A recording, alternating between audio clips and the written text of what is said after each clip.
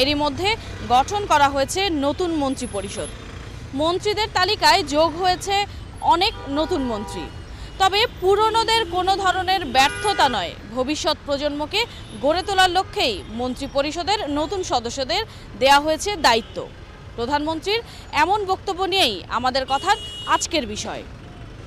সাধারণ মানুষের মতামত নিয়ে এটিএন নিউজের নিয়মিত আয়োজন আমাদের কথার আজকের পর্বে সবাইকে আমন্ত্রণ জানাচ্ছি। আমি সাদিয়া ন্যান্সি। আজকের বিষয়ে শুনব আপনাদের মতামত। মাননীয় প্রধানমন্ত্রী যাদেরকে সিলেক্ট করেছেন তারা কিন্তু সবাই অনেক অভিজ্ঞ। কাজের ক্ষেত্রে না হলে কি হবে, তারা বিভিন্ন প্রতিষ্ঠান থেকে উঠে এসেছেন, ছাত্র রাজনীতি করে উঠে এসেছেন এবং পড়ালেখার দিক দিয়েও কিন্তু অনেক এগিয়ে আছে।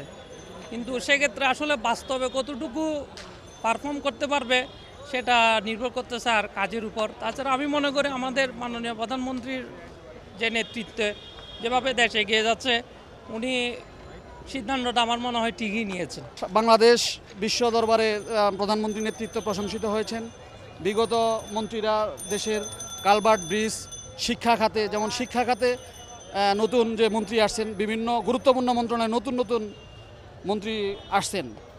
শিক্ষাক্ষেত্রে আরও বৈপ্লবিক সিদ্ধান্ত আসবে, যেগুলা ইতিমধ্যে যে ভুল সিদ্ধান্তগুলো ছিল সেগুলো সংশোধন করে ভালো কিছু আমরা প্রত্যাশা করি। আমরা অবশ্যই ভালো কিছু আশাবাদী। তার চেয়ে বেশি করবে, কারণ তাদের পারফরমেন্স, তাদের যোগ্যতা বেশি দেখার চেষ্টা করবে। বিশেষ করে যে যারা সাবেক ছিল, তারা অনেক বয়স্ক, প্রবীণ, জ্যেষ্ঠ, তাদের সম্পর্কে আমার কোনো দ্বিমত নাই। কিন্তু তারা যেভাবে পরিশ্রম করতে পেরেছে তার চেয়ে নতুনটা বেশি পারবে আশা করি। বাংলাদেশের ইতিহাসে স্বাধীন ৭১-এর পরে এত সুন্দর পরিবেশে নির্বাচন জনগণ যেভাবে রায় দিয়েছে, তার ফলশ্রুতিতে জনগণের পাশে থেকে জননেত্রী শেখ হাসিনা তার সহযোদ্ধা মন্ত্রিপরিষদ নিয়ে যাতে টেকনাফ থেকে তেঁতুলিয়া, রূপসা থেকে পাথুরিয়া বাংলাদেশকে একটি ডিজিটাল আয়ের মধ্য আয়ের দেশ জননেত্রী শেখ হাসিনা গঠন করতে পারে, সেই লক্ষ্যে এই মন্ত্রিপরিষদের চমক। নতুন কিছু মন্ত্রিত্ব দিছে, সেই বিধেই আমাদের কিছু বলার নাই। ভালো নেত্রী যেটা ভালো মনে করে সেটাই।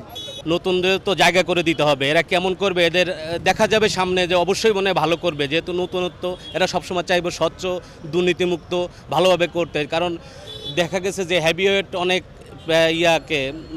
মন্ত্রিত্ব বাদ দিয়ে দিচ্ছে, কারণ এদের অনেক সমস্যা আছে বা ভালো দেখে নাই। এই জন্য যে মন্ত্রী দিচ্ছে এরা অবশ্যই ভালো করার চেষ্টা করবে, কিন্তু সামনে এরাও বাদ পড়বে। ঢাকার মধ্যে আছে জাম, এই জামটা নিরসনের জন্য আমি সরকারের কাছে আমার কি বলবো, অন্তঃস্থল করবো আর কি, অনুরোধ করবো যে জামটার দিকে যেন সেতুমন্ত্রী এখানে নজর রাখে। আসলে দায়িত্বের জায়গাটা তো যার তার নিজের কাছে। এখন সে যদি চায় অবশ্যই প্রত্যেক মানুষেরই সে তার দায়িত্বটা পূরণ করতে পারবে, এটা তার নিজের ওপর। তবে যারা তরুণ তারা অবশ্যই আগে যারা ছিল তাদের সাথে আরও তাদের মাইন্ড সেট আপটা আলাদা হতে পারে। তো এই জন্য আমি মনে করি যে না, তারাই আগের চাইতে তারা ভালো করবে। পরিবর্তনটা অবশ্যই প্রয়োজন। যারা আগে ছিল তারাও ভালো এবং নতুন যারা আসছে তারাও হয়তো দেশকে তাদের মতোই আগে নিয়ে যাবে, এটা আমরা আশাবাদ। আমরা সাধারণ জনগণ যেটা আশা করি যে আমরা দেশ এগিয়ে যাক এবং দেশ এগিয়ে গেলে আমরাও এগিয়ে যাব, এই আশাবাদ আমাদের।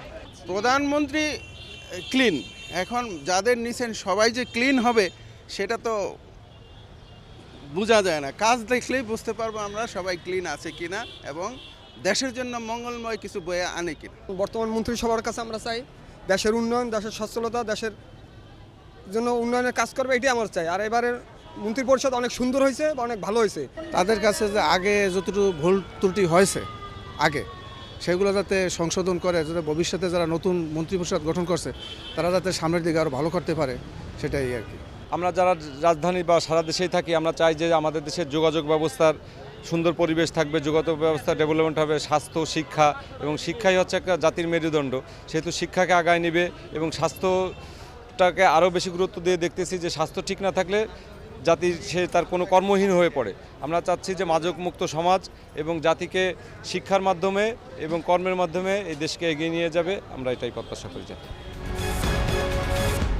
মন্ত্রী পরিষদের পুরনো সদস্যদের সফলতাকে সামনে রেখে এগিয়ে যাবেন নতুনরা, কাজ করবেন দেশ ও মানুষের কল্যাণে, এমনটাই প্রত্যাশা সাধারণ মানুষের।